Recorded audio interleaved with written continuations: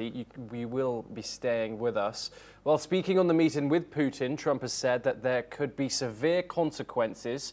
He has also said that Ukraine has to decide its territory.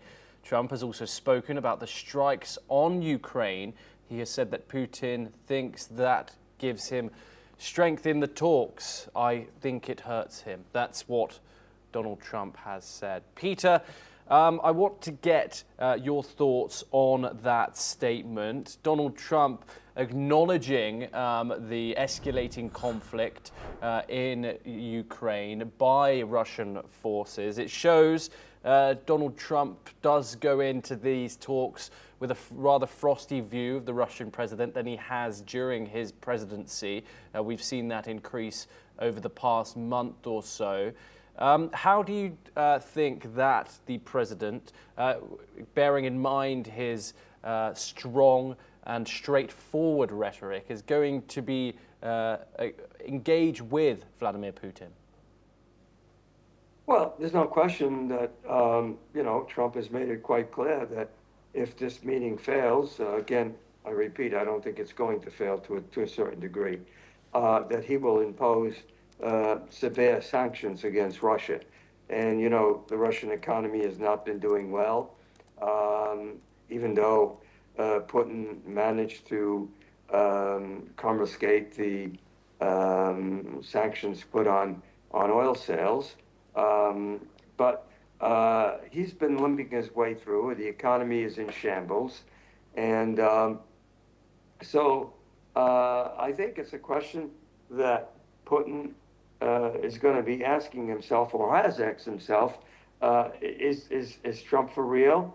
And if he is, he's going to cause more economic damage. And of course, that to a certain degree could increase geopolitical concerns within the country, and of course severe economic concerns. So the two go hand in hand, and I think that's the reason why I believe that Putin is probably going to save face and is not going to walk away from this meeting without giving something. And I think Trump is going to make sure that happens. So I'm confident. And again, just look at the markets. If the markets weren't confident that there'd be some sort of a ceasefire or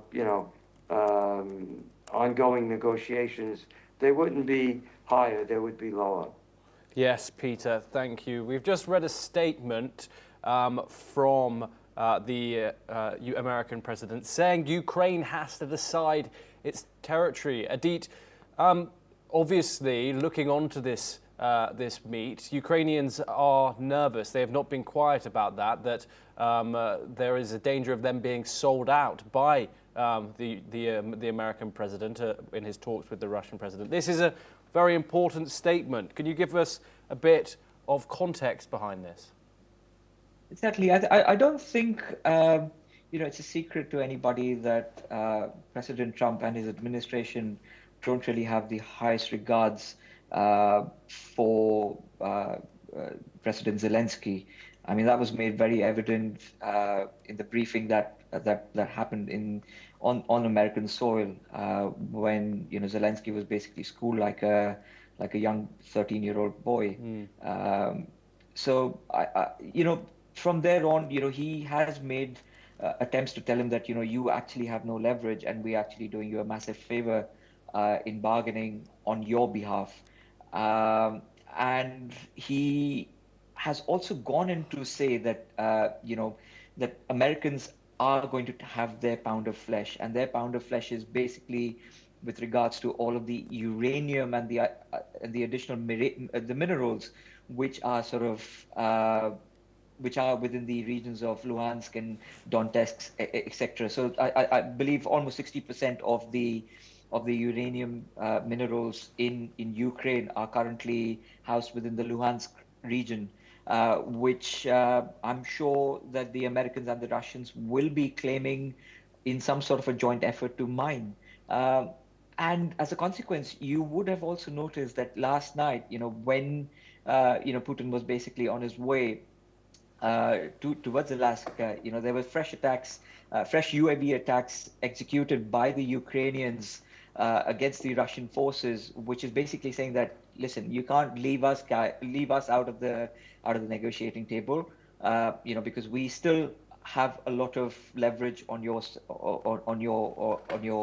army, and we will Yes. continue to hurt you if our demands are not met adequately and appropriately. Yes, Peter, I wanted to move to you once again next. Let's talk about who Donald Trump is joined by on this trip. It includes Treasury Secretary Scott Bessent and Commerce Secretary Howard Lutnick. What's the significance over them bringing these US officials being brought on this trip, and what economic discussions are there to be had? Peter, are you there? Are you joining us? Okay. Apologies there. We seem to have lost Peter, but we do have some breaking news coming in. Ahead of talks with Russian President Putin, US President Donald Trump has announced that tariffs on steel and chips will be set next week, with rates expected to start lower than initial levels. Trump also highlighted his focus on the US economy and said Russian President Vladimir Putin is interested in discussions about trade and business. These comments come ahead of the high-profile Trump-Putin summit in Alaska, where economic issues are expected to be part of the agenda. Adit, let's move back to that we've said previously, that Treasury Secretary Scott Bessent and Commerce Secretary Howard Lutnick are on that plane to Alaska with the US president. What is on the economic agenda that both the United States and Russia are to discuss?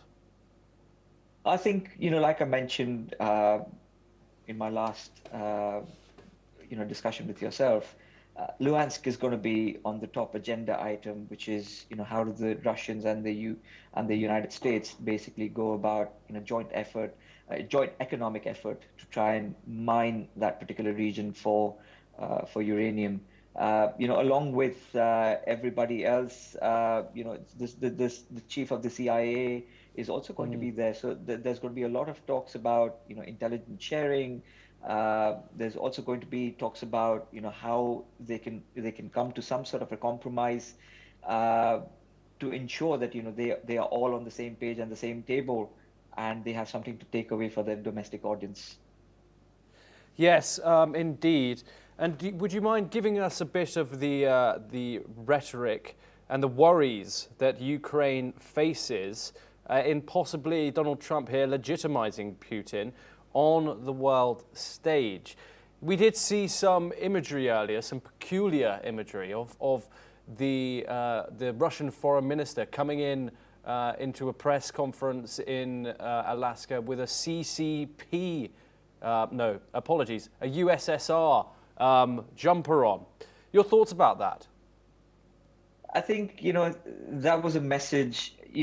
Remember, it's written in English, so of course, that was basically from an optics perspective, sending out a message that the old Soviet Union still lives on in the form of the current Russian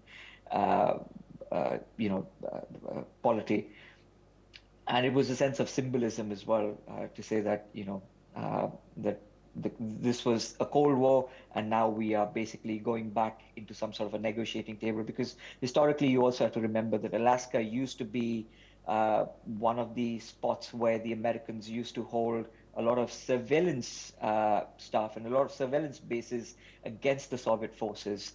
So it's all about the messaging and the optics, which has clearly been sent out, and rather in a very graphic way. Yes, Adit. We have some breaking news once again coming in. More information